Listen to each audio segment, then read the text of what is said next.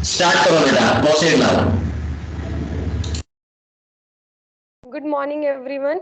I am Labjeet Kaur I am Anshul Maan. from BSc Non-Medical Section A. Today, we will gonna discuss about the vital role of alkali metals in biological system.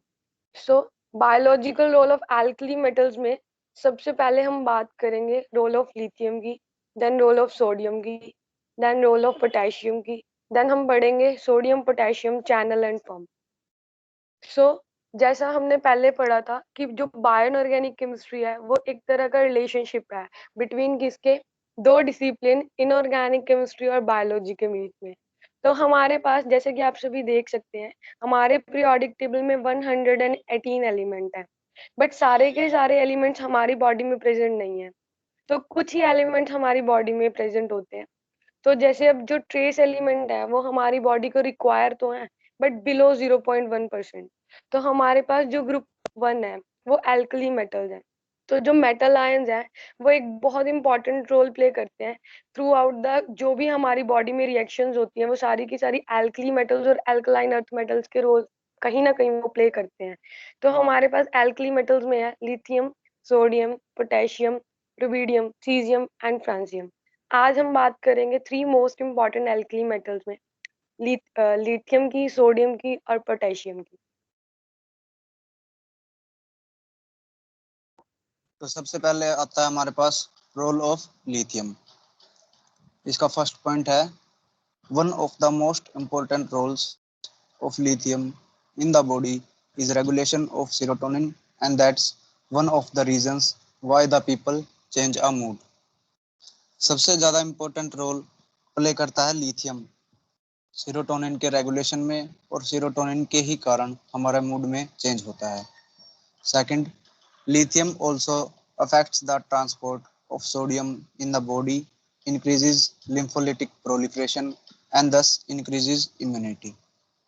Lithium जो है effect करता है sodium की transportation through out the body, जिससे क्या होता है लिम्फोलिटिक proliferation.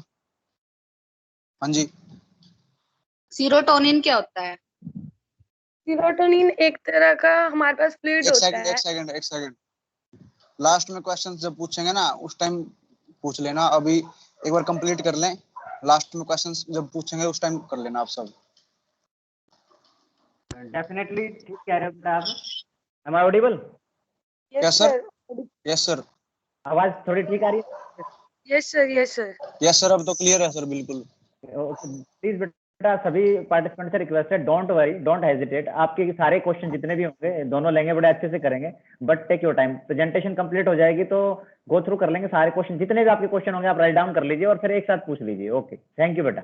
चलिए प्रोसीड बेटा। लिथियम जो है इफेक्ट करता है सोडियम की transportation through out the body, जिससे क्या होता है लिम्फोलिटिक प्रोलिफरेशन इंक्रीज हो जाता है, जिससे हमारी इम्यूनिटी इंक्रीज होने लगती है।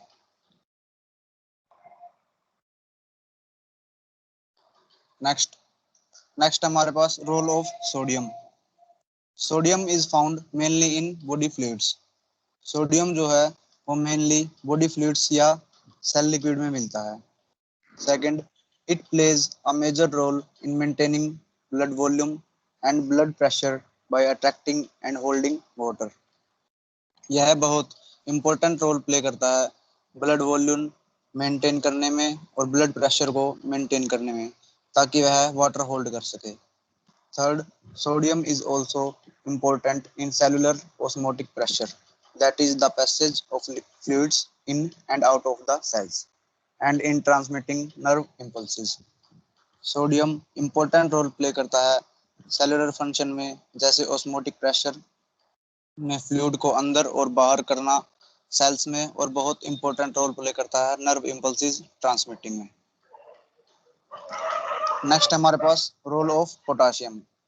First, potassium plays an important role in regulation of cellular electrolyte metabolism, electric signaling in cells, transport of essential nutrients, and enzymatic analysis. Potassium जो है एक इम्पोर्टेंट रोल प्ले करता है सेलुलर रेगुलेशन में, electrolyte metabolism को regulate कराता है, electric signalling of sales को मेंटेन करता है और ट्रांसपोर्ट कराता है essential nutrients through out the body और जो एंजाइमेटिक एनालिसिस उनकी फंक्शनिंग को भी मेंटेन कराता है। Second, in alliance with other that is sodium and chloride ions, it contributes to overall electrolyte balance of virtually all living organisms. अगर हम potassium की दूसरी साइड की बात करें, जैसे कि सोडियम और क्लोराइड आयंस, सोडियम और क्लोराइड आयंस के साथ, तो यह बहुत ही इंपॉर्टेंट रोल प्ले करता है पूरी की पूरी इलेक्ट्रोलाइट रिएक्शंस को बैलेंस करने में, जो कि ऑल लिविंग ऑर्गेनिजम्स में परफॉर्म होती हैं। नेक्स्ट हमारे पास what is sodium potassium channel and pump. इसका फर्स्ट पॉइंट है the sodium potassium pump was discovered in 1957 by the Danish scientist Jens Christian Skou. तो सबसे पहले इसकी हिस्ट्री के बारे में पढ़ेंगे। यह सोडियम पोटाशियम पंप जो है डनिश साइंटिस्ट जेंस क्रिश्चियन स्कोव ने डिस्कवर किया था, who was awarded a Nobel Prize for his work in 1997। अब नेक्स्ट है हमारे पास इसका इंट्रोडक्शन। तो यह चैनल या पंप है क्या, आइए इसके बारे में पढ़ेंगे। यहाँ से क्वेश्चन, आइए इसके बारे में पढ़ेंगे। यह एक तरह का ट्रांसमेम्ब्रेन होता है जिसमें सोडियम आउटसाइड मूव होता है और पोटाशियम इनसाइड मूव होता है। First, the sodium potassium pump is found in many cell membranes और plasma membranes powered by ATP.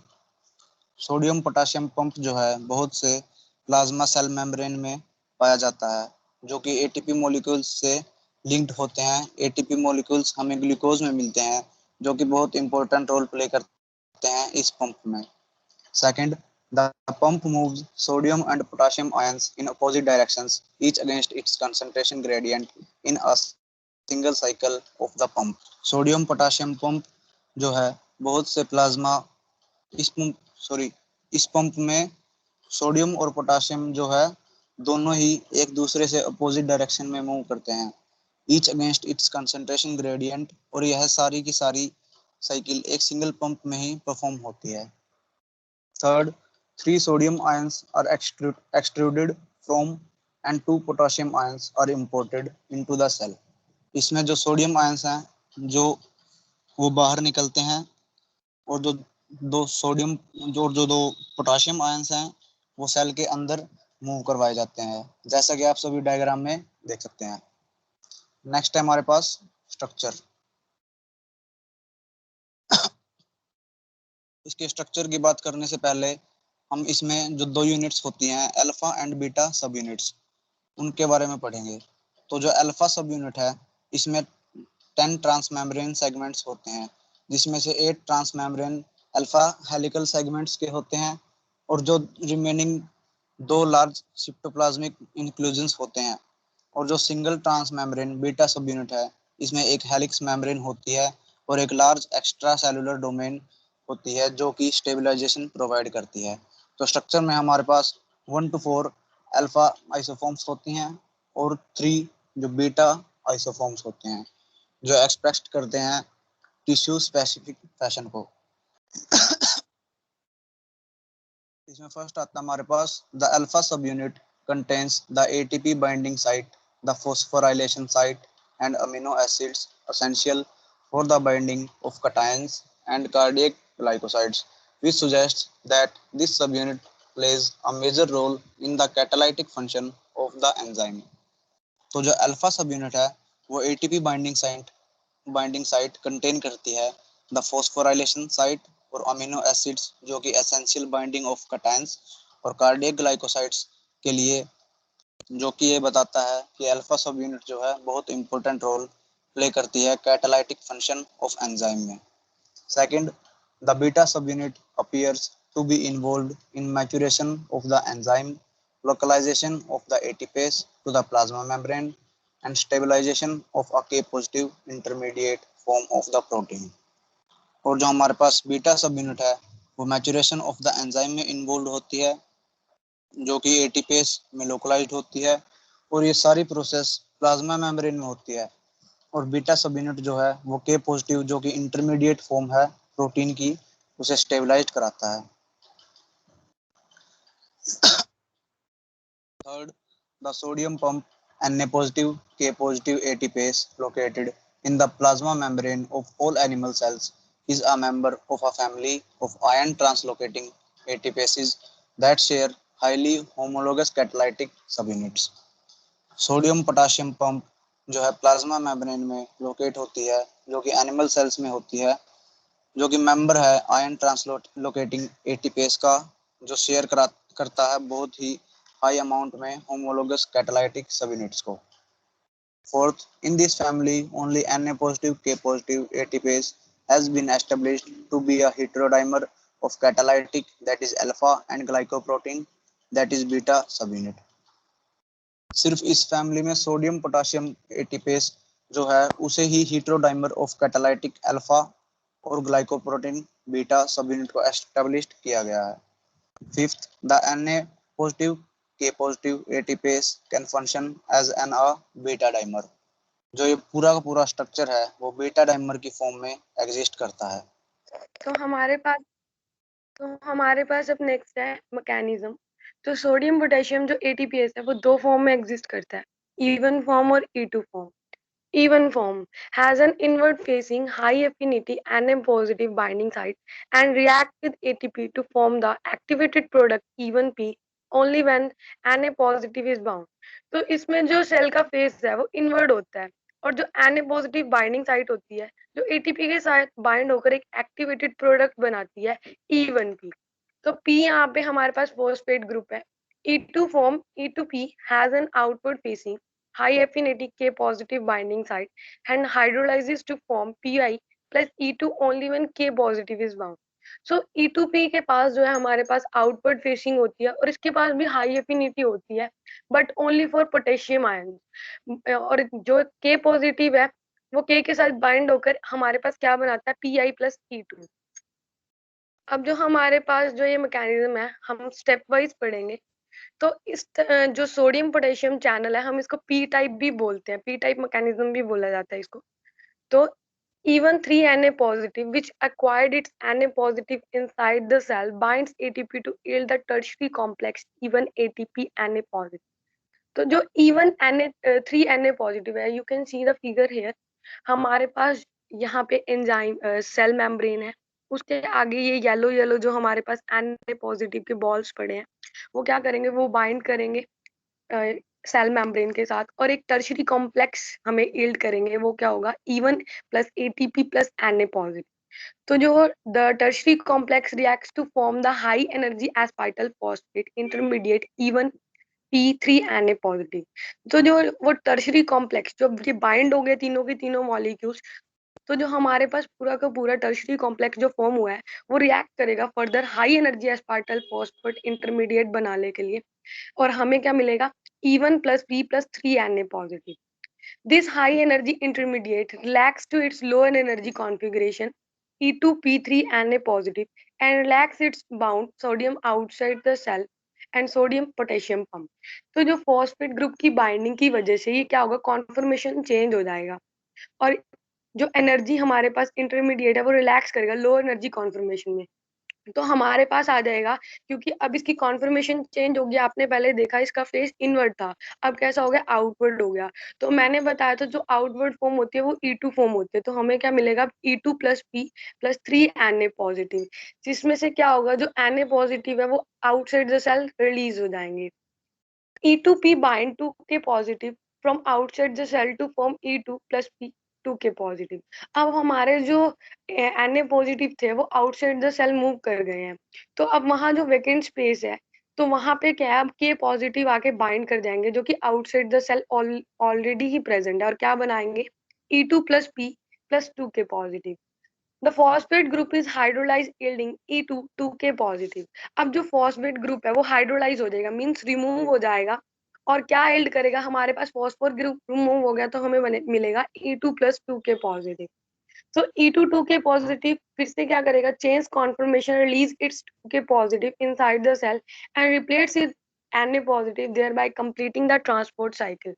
तो अब जो E2 2K पॉजिटिव हमें मिला था वो फिर से क्या होगा, हमारा कॉन्फर्मेशन चेंज होगा, मतलब इसकी शेप चेंज हो जाएगी आप देख सकते हो पहले ये आउटवर्ड था, अब ये इनवर्ड मूव हो गया है। तो जो 2 के पॉजिटिव वो आउटसाइड से लेके आया तो वो इनसाइड मूव करेगा। तो ये साइकिल ऐसे ही चलता रहेगा। 2 के पॉजिटिव अंदर इनसाइड जो है सेल के रिलीज हो जाएंगे, अब फिर से Na पॉजिटिव जो है बाइंड करेंगे। तो अब हमने ये तो स्टेप में पढ़ा, अब क्विकली पढ़ते हैं कि ये मैकेनिज्म कैसे है, बिल्कुल स्ट्रेट। तो जब हमें पता है कि इनसाइड द सेल हमारे पास क्या होता है, इंटरसेलुलर, और आउटसाइड द सेल क्या होता है, एक्स्ट्रा सेलुलर। और जो हमारे पास ये ग्रीन कवर की जो कवरिंग है इसको हम बोलते हैं सेल मेम्ब्रेन। और जैसा हमें पता है कि इनसाइड द सेल जो है कंसंट्रेशन जो है सोडियम आयंस की वो हाई लो होती है, और आउटसाइड द सेल क्या होती है, हाई होती है। और यही चीज अपोजिट है किसके केस में, पोटेशियम के केस में। पोटेशियम की जो कंसंट्रेशन है वो आउटसाइड तो क्या होती है, हाई होती है, और इनसाइड क्या होती है, वो लो होती है। तो इसी कारण जो है ये एक्टिवेटेड कॉम्प्लेक्स बनाता है। इसी वजह से सोडियम पोटेशियम पंप को हम एक्टिव ट्रांसपोर्ट भी बोलते हैं। तो यहाँ हमारे पास जो है 3 मॉलिक्यूल्स हैं Na पॉजिटिव के, जो कि बाइंड करेंगे एटीपी के साथ। और एटीपी क्या कन्वर्ट, एटीपी किस में कन्वर्ट हो जाएगा, एडीपी में। और एडीपी में कन्वर्ट ये इसके साथ बाइंड करेंगे, और फर्दर क्या होगा, फिर मूव करेंगे। और जो एटीपी है हमारे पास, ये तीनों के तीनों यहाँ रेड कलर के डॉट्स दिख रहे होंगे आपको। तो ये सेल मेम्ब्रेन में अच्छे से अटैच हो चुके हैं। अब हमारा जो एटीपी है उसमें क्या है, एटीपी के साथ जो है 3 मॉलिक्यूल्स होते हैं, ट्राइफॉस्फेट होता है। तो उसमें से जो है 2 मॉलिक्यूल्स जो है वो रिमूव हो जाएंगे, हमारे पास ओनली 1 बचेगा, जो यहाँ आके पी की फॉर्म में अटैच हो जाएगा, जिसकी वजह से क्या होगी, फॉस्फोरिलाइजेशन होगी। और क्या हो जाएगा, हमारा स्ट्रक्चरल चेंज हो जाएगा। स्ट्रक्चरल चेंज होने की वजह से आपने देखा कि जो बाहर जो पड़े 2 के पॉजिटिव है वो अंदर क्या है, इनवर्ड मूव कर रहे हैं जहाँ वैकेंट स्पेस है। और जो इनवर्ड पड़े जो हमारे पास सोडियम आयंस है वो आउटसाइड मूव कर देंगे। और फिर से हमने पहले फॉस्फोरिलाइजेशन से हमारा पी ऐड हुआ था, अब क्या डीफॉस्फोरिलाइजेशन हो जाएगी, जिससे क्या पी रिमूव हो जाएगा, और फिर से वही कॉन्फ़िगरेशन आ जाएगी जो पहले थी। तो क्या होगा, अब जो हम 2 के पॉजिटिव लेके आए थे वो इनसाइड मूव कर जाएंगे, और 2 के पॉजिटिव रिलीज हो गए तो हमारे पास क्या है, फिर से अगर सोडियम आयंस अंदर अगर पड़े हैं तो वो फिर से अटैच हो जाएंगे। और ये सारी की सारी जो है सेल मेम्ब्रेन एनिमल सेल में प्रेजेंट होती है। तो नेक्स्ट है हमारे पास, तो नेक्स्ट हमारे पास sodium and potassium regulates in two ways. First, endogenous substances and processes are those that originate from within a system such as an organism, tissue or cell. Endogenous substances एक ऐसी process है जिसमें सारी की सारी things एक ही system से originate होती हैं, जैसे ऑर्गेनिज्म, टिश्यू और सेल में। Endogenous substances and processes contrast with exogenous ones such as drugs which originate from outside of the organism. Endogenous substance जो है वो एक्सोजिनस के साथ कॉन्ट्रास्ट करके ड्रग्स में प्रयोग किया जाता है, जो कि आउटसाइड द ओरिजिनेट होते हैं ऑर्गेनिज्म के। Thank you, have a nice day. किसी के क्वेश्चंस हैं तो यू मे आस्क। हाँ जी, अब पूछ लो।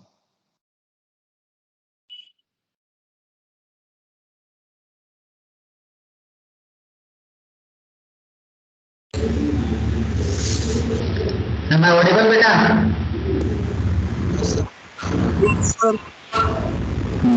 ज्यादा दिक्कत तो नहीं आ रही आवाज में, क्लियर है? आप थोड़े बहुत सुन पा रहे हो? Yes sir. चलिए, हाँ जी बेटा, जो क्वेश्चन करना चाहते हैं, जो पूछ रहे थे पहले, वो अब आप क्वेश्चन कीजिए इनसे।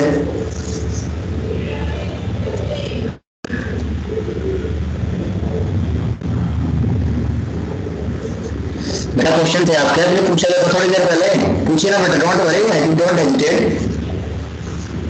मैं खुद ही बता दूंगा सर। सर सीरोटोनिन क्या होता है इनको बताओ बेटा, चलान आप बता दो। Okay sir. तो जिसने पूछा था सीरोटोनिन, अब ध्यान से सुन लेना। सीरोटोनिन एक ब्रेन केमिकल है। इसे डॉक्टर्स फील गुड हार्मोन कहते हैं। फील गुड हार्मोन सीरोटोनिन इंसान के मूड, भूख, नींद, सीखने की टेंडेंसी और याददाश्त संबंधित कार्यों को नियंत्रित करता है। ये था सीरोटोनिन। ओके, किसी और भी कोई बेटा क्वेरी हो, कोई और क्वेश्चन हो, पूछिए। देखो एटीपी और एडीपी में डिफरेंस पूछना है। ओके बेटा, सागर ने पूछा बेटा, हम जवाब दीजिए बेटा आपको।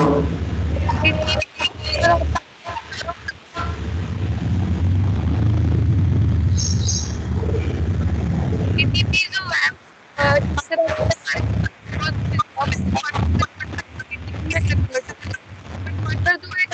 है वो ट्राई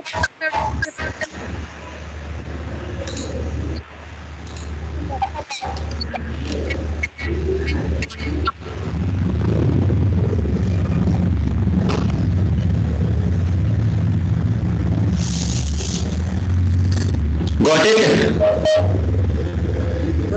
क्लियर भाई।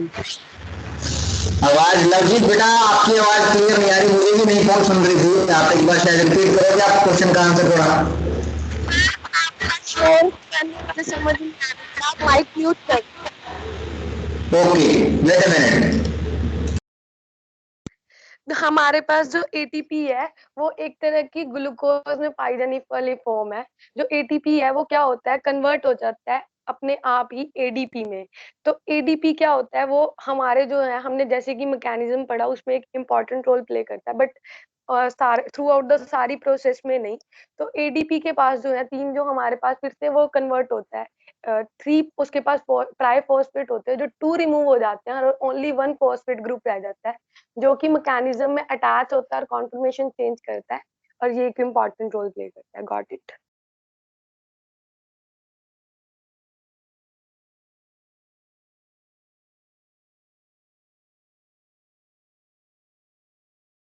हाँ बेटा सागर, समझ में आ गया बेटा आंसर? Yes sir. ओके, किसी और की कोई क्वेरी हो बेटा?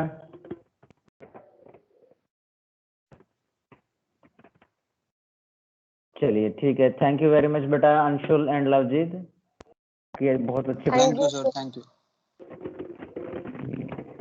चलिए हम चलते हैं अपनी प्रेजेंटर तरफ। हमारे नेक्स्ट प्रेजेंटेशन साक्षी और सर हमारा सैटरडे को है। चलिए आप में से प्रेजेंटर किसको बनाए बेटा हम?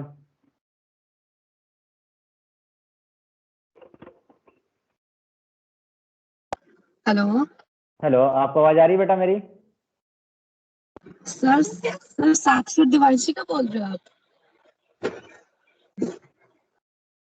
किसकी प्रेजेंटेशन, आज सेकंड प्रेजेंटेशन किसकी है? मैंने वो आपको दिया तो था। सर हमारी है सर, गुरजीत की है? गुरदीप सर। ओके गुरदीप आपकी है बेटा? Okay, I am don't know, yes मुझे सर, क्या नहीं आओ। तो प्रेजेंटर किसको बनाया बेटा गुरदीप आपको? मेरे को बनाना सर। ओके, आपको वैसे आवाज आ रही है मेरी थोड़ी बहुत? आज थोड़ी दिक्कत यस लग सर, रही है? क्लियर आ सर रहा अब सर। क्लियर आ रही है बिल्कुल। चलो चलो ठीक हो, थैंक यू वेरी मच। चलिए गुरदीप को प्रेजेंटर बनाते हैं और प्रोसीड करते हैं बेटा। चलिए बेटा गुरदीप, मैंने आपको बना दिया है, आप पीपीटी शेयर कीजिए और प्रोसीड कीजिए बेटा।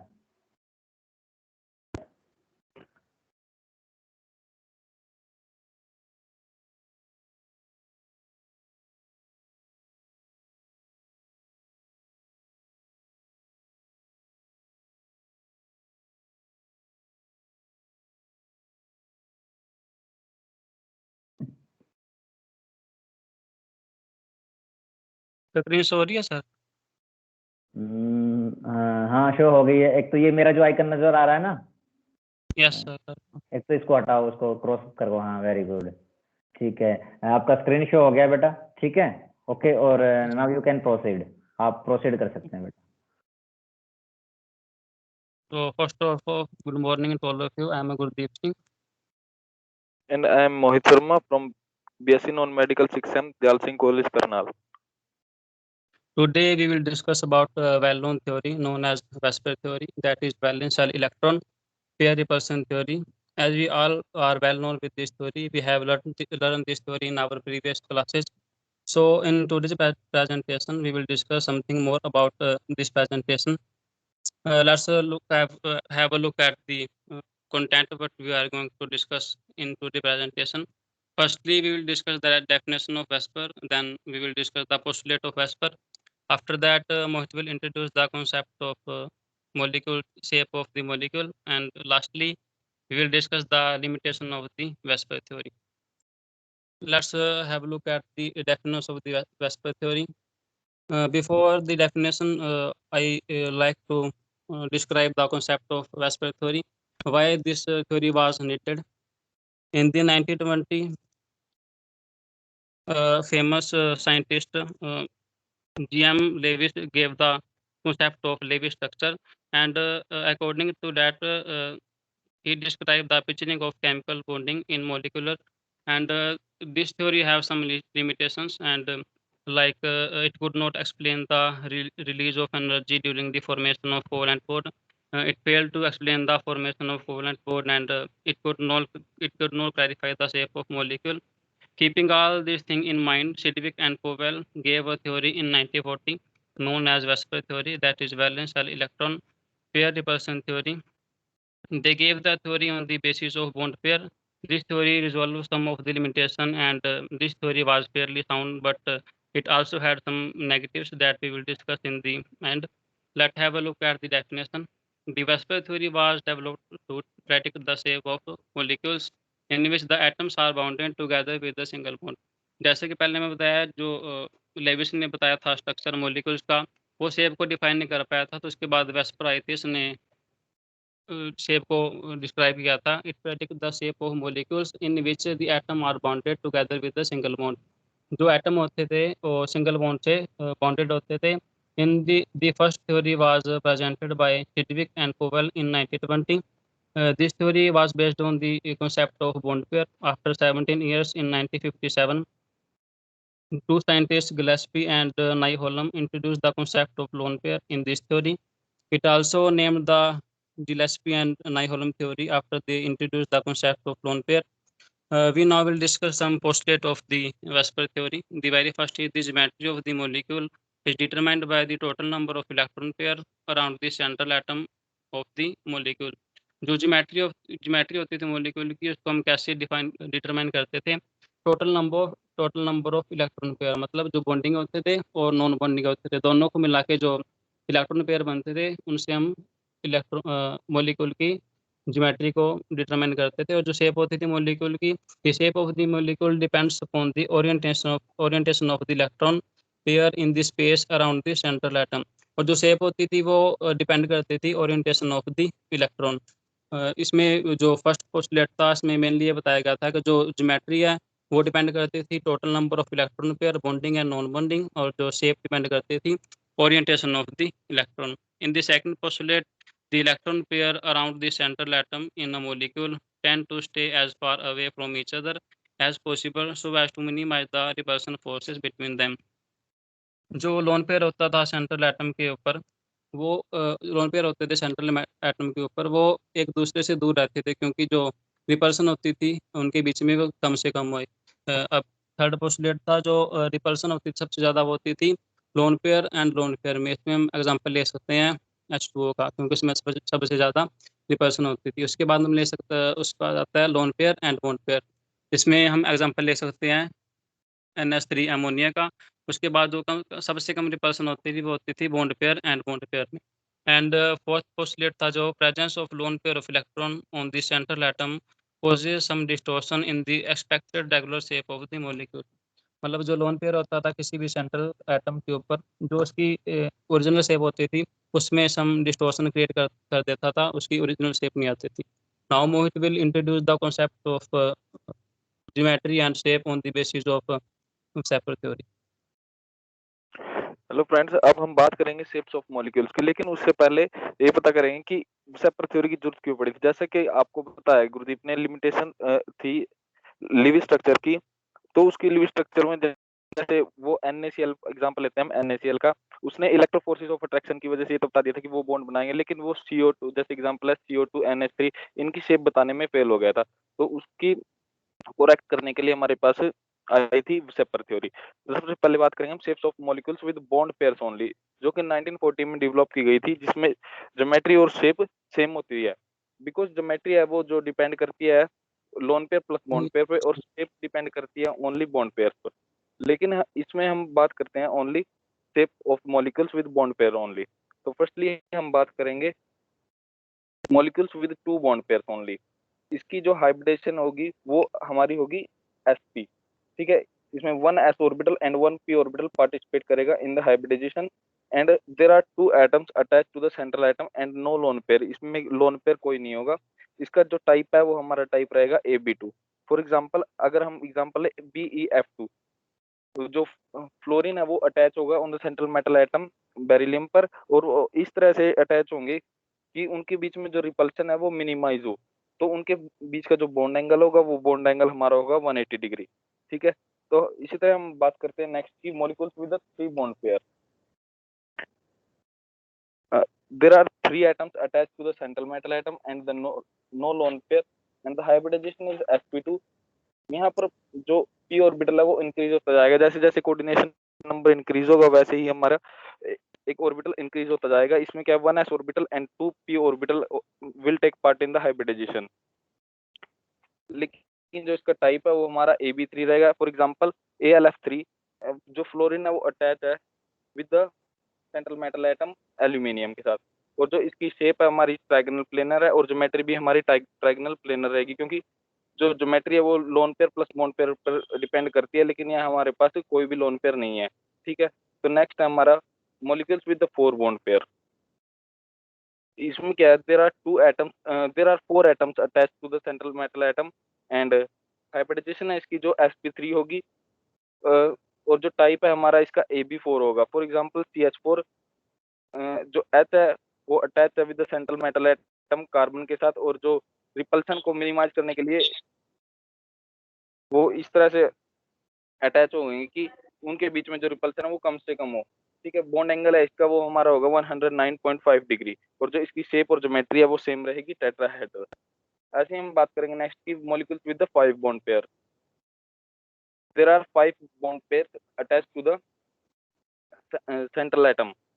जो इसकी हाइब्रिडाइजेशन है वो हमारी sp3d होगी। इसमें क्या अब एक नया ऑर्बिटल आ गया d ऑर्बिटल जो इंक्लूड हो गया। इसमें है 1s orbital and 3p orbital and the 1d orbital will take part in the hybridisation of sp3d and जो टाइप है इसका ab5 होगा। फॉर एग्जांपल हम एग्जांपल लेते हैं pf5 और pcl5।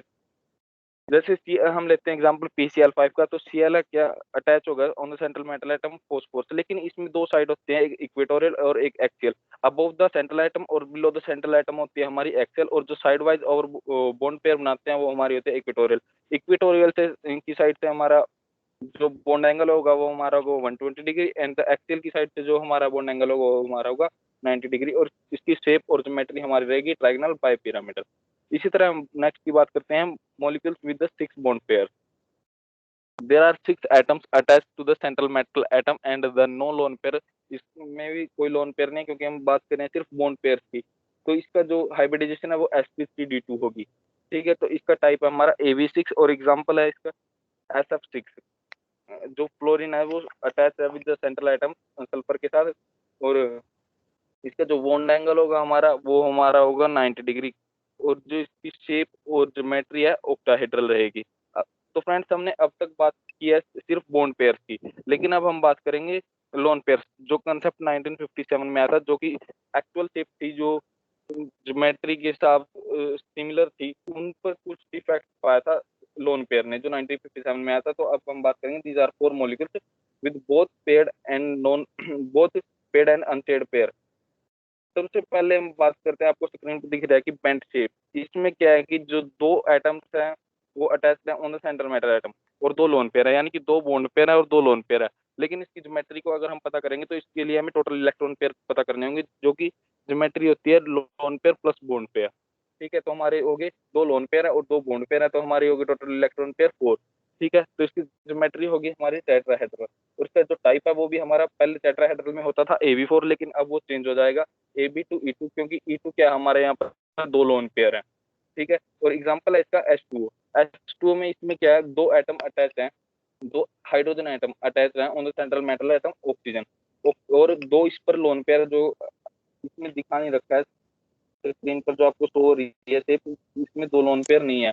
वो होते हैं ऑक्सीजन के 6 वैलेंस इलेक्ट्रॉन होते हैं, एक एक के साथ हाइड्रोजन ने बॉन्ड बना लिया, और जो 2 लोन पेयर है वो 2 लोन पेयर रह गए। ठीक है, और उससे क्या उस टेट्राहेड्रल की शेप पर इफेक्ट पड़ा, तो वो कैसी शेप बन जाएगी हमारी बेंट, और ज्योमेट्री रहेगी हमारी इसकी टेट्राहेड्रल, और बॉन्ड एंगल इसका हमारा हो जाएगा 104.5 डिग्री। तो नेक्स्ट है हमारा ट्रायगोनल पिरामिडल। यहाँ पर क्या है हमारा there are 3 atoms attached to the central atom and 1 lone pair. जब 3 बॉन्ड पेयर है और 1 लोन पेयर है, तो ज्योमेट्री हमारी सिमिलर रहेगी पिछले वाले केस की तरह टेट्राहेड्रल, क्योंकि ज्योमेट्री डिपेंड करती है bond pair plus lone pair पर। ज्योमेट्री होगी हमारी टेट्राहेड्रल और जो टाइप है हमारा AB3 होगा। ई इसमें है एक लोन पेयर है हमारे पास। एग्जांपल है जैसे कि NH3 में 3 एटम अटैच है हाइड्रोजन की नाइट्रोजन के साथ और एक lone pair above the central atom के ऊपर बनेगा। इसमें lone pair bond pair concept भी आता है, जो कि एग्जांपल दिया था गुरदीप ने थर्ड पोस्टुलेट में, और इसका बॉन्ड एंगल रहेगा हमारा 107 डिग्री। इस तरह हम बात करते हैं स्क्वायर प्लेनर शेप की। स्क्वायर प्लेनर में क्या है, इसमें 4 बॉन्ड पेयर है और 2 लोन पेयर है, लेकिन इसकी ज्योमेट्री हमारी क्या है, ऑक्टाहेड्रल। ऑक्टाहेड्रल में हमारे पास टाइप होता था AB6, लेकिन इसमें लोन पेयर ने आकर इसकी शेप पर भी डिफेक्ट पाया और इसके टाइप पर भी डिफेक्ट पा दिया, वो बन जाएगा हमारा AB4 E2। E2 क्या है, हमारे 2 लोन पेयर हैं इसमें, और एग्जांपल है जैसे कि जिनोन F4, क्लोरीन इसके साथ अटैच है जिनोन के साथ, और इसमें 2 लोन पेयर हैं जो अबव द सेंट्रल एटम और बिलो द सेंट्रल एटम बने हैं, और बॉन्ड एंगल इसका हमारा 90 डिग्री। तो फ्रेंड्स, अब तक हमने जो चार्ट में हम देख रहे हैं, इसमें हमने सभी शेप्स लगभग पढ़ लिए हैं। हमारी शेप शेप और टी और एक स्क्वायर पिरामिड। तीसरा शेप में क्या है कि इसकी ज्योमेट्री है जो हमारी, वो होगी हमारी ट्रायंगल बाय पिरामिड। और इसमें क्या है, हमारे पास 4 बॉन्ड पेयर है और एक लोन पेयर है जो साइड वाइज में अटैच है, आपको शो भी हो रहा है एक लोन पेयर। और इसका जो बॉन्ड एंगल है वो हमारा होगा ग्रेटर देन 90 डिग्री, और इसकी शेप रहेगी हमारी सीसा शेप, और इसकी ज्योमेट्री हमारे पास ट्रायंगल बाय पिरामिड। ठीक है। और टी शेप में क्या है, टी शेप में हमारी ज्योमेट्री सेम है, इसमें ट्रायंगल बाय पिरामिड, और जो लोन पेयर है इसमें 2 लोन पेयर है और 3 बॉन्ड पेयर है, और हमारा बॉन्ड एंगल भी हमारा मच ग्रेटर देन 90 डिग्री रहेगा, और इसकी शेप होगी हमारी टी शेप। अब हम बात कर रहे हैं स्क्वायर पिरामिड की। स्क्वायर पिरामिड क्या है, ऑक्टाहेड्रल का ही एक आगे पार्ट है जिसमें एक लोन पेयर आ गया और 5 बॉन्ड पेयर आ गए, और इसमें क्या है, इसकी शेप चेंज होगी ऑक्टाहेड्रल से, इसकी शेप होगी स्क्वायर पिरामिड, और ज्योमेट्री रहेगी हमारी ऑक्टाहेड्रल, और इसका भी बॉन्ड एंगल कितना होगा हमारा, greater than 90 degree. Okay, now Gurdeep will discuss about the limitations of Weisser theory. Now we will discuss the limitation of Weisser theory. The very first is this theory was failed for transition metal compound. ये structure को define नहीं कर पाया था जो transition metal के structure थे। अगर हम एग्जांपल ले SeCl62 negative, TeCl62 negative and BrF62 negative, अगर इनकी शेप देखें हम वेसेपर थ्योरी के अकॉर्डिंग, तो इनकी थी पेंटागोनल बाई पिरामिडल, क्योंकि इनमें होता है F ऑर्बिटल प्रेजेंस होता है। But due to stereochemical inert pair effect this molecule are found to be regular octahedral, क्योंकि इनर्ट पेयर इफेक्ट की वजह से इनमें जो शेप में चेंज आ जाता था, और इलेक्ट्रॉन पेयर की वजह से चेंज आ जाता था शेप में। हम देख सकते हैं एग्जांपल में एक्सप्लेन कर रखे हैं। उसके बाद सेकंड डेफिनेशन लिमिटेशन थी VSEPR fails for isoelectronic species. Isoelectronic species क्या होती हैं, जो same number of electron pair share करते हैं।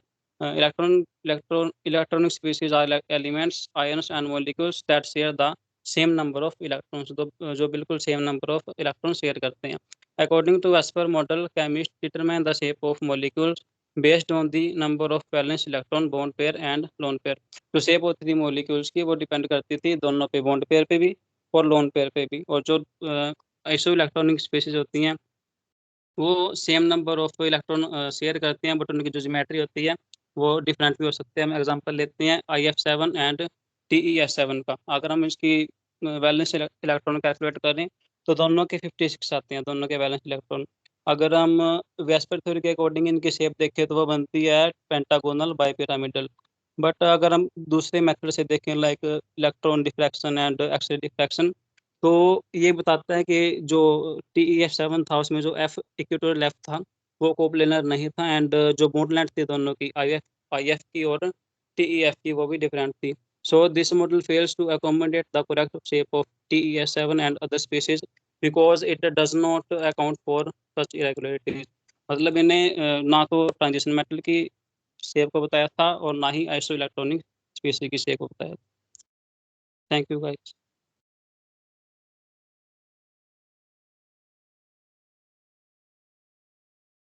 स्टूडेंट्स, किसी कुछ क्वेश्चन है, क्वेरीज है बेटा, आप पूछ सकते हैं।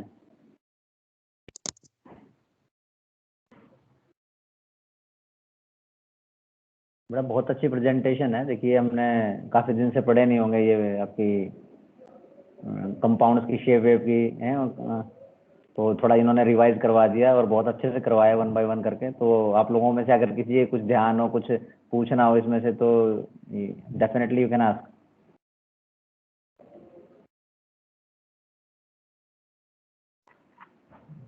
ओके, थैंक यू बेटा गुरदीप।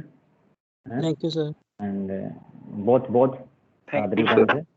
बहुत मोहित और गुरदीप ने बहुत अच्छे से प्रेजेंटेशन दी है, इसमें कोई दो राय नहीं, मेहनत भी की हुई है देखो। और सबसे बड़ी बात क्या है, एनिमेशन इन्वॉल्व किया है इसमें, मतलब एनिमेशन डाला है, थोड़ा सा दिखाने की कोशिश की है कि जर्नली शेप किस तरह की होती है, मोमेंट से थोड़ा आइडिया लगता है। जैसे कि जर्नली जब आप इन्होंने लोन पेयर और बॉन्ड पेयर के साथ ज्योमेट्री दिखाने की जो कोशिश की है, ठीक है, वो ठीक है, इन्होंने लोन पेयर वहाँ शो नहीं होते जनरली, वो कंसिडर नहीं किए जाते, उनके अकॉर्डिंग ही हम बताते हैं। ओके, तो डेफिनेटली ये सारा अच्छी चीज़ है। ये प्रेजेंटेशन जब आप डील करते हो तो ये एक वो चीज़ें हैं जो जनरली हम सीखते हैं जब प्रेजेंटेशन से गो थ्रू होते हैं, स्टेप बाय स्टेप सीखते हैं। ओके, और नो डाउट ये बहुत अच्छा फेज है, मतलब आई अप्रिशिएट दिस फेज। मतलब आप सारे ही लोग बहुत अच्छी प्रेजेंटेशन दे रहे हैं। इससे पहले भी जो प्रेजेंटेशन थी अंशुल की और लवजीत की, वो भी बहुत बढ़िया थी। मतलब हम लोग क्या कर रहे हैं, दिन बाय दिन हम एक सीढ़ी जो चढ़ते जा रहे हैं उसमें एक अलग ही चीज़ नज़र आ रही है, मतलब एक अलग ही पॉजिटिव चीज़ नज़र आ रही है। और इनको देख के कोई यूँ नहीं कह सकते हम लोग कि भाई हम लोगों का ये इनिशियल फेज है, हम स्टार्टिंग ही की है हम लोगों ने। ऐसा लग रहा है कि हम काफ़ी टाइम से ये काम कर रहे हैं, तो डेफिनेटली बहुत अच्छा लग रहा है। और सबसे बड़ी बात है कि इनिशिएट भी ले रहे हैं। ओके, इवन कुछ स्टूडेंट्स ने कहा था कि वो दोबारा भी प्रेजेंटेशन देना चाह रहे हैं, बट देखते हैं, पहले अपने एक बार ये प्रेजेंटेशन हमारी शॉर्ट आउट हो जाए, उसके बाद देखेंगे टाइम बचेगा या नहीं बचेगा। और भी मीटिंग में जितने लोग हैं, आप लोगों से रिक्वेस्ट है, आप फटाफट अपना कंपाइल कीजिए आपका जो भी पीपीटीज है और डिटेल्स डालिए उस फॉर्म, गूगल फॉर्म जो आपको डाला हुआ है प्रेजेंटेशन के लिए, ताकि हम शेड्यूल प्लानिंग कर पाएँ कि जर्नली कि हमें शेड्यूल किस किस तरह से करना है। ओके बेटा।